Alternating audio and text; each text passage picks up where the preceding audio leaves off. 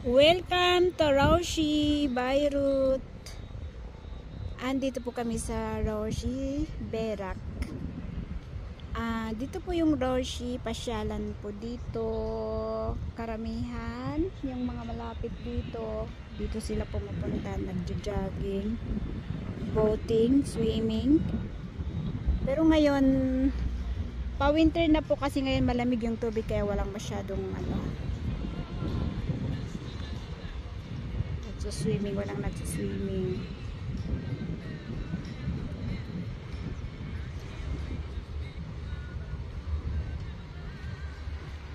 I-zoom po natin dito banda para makita yung view.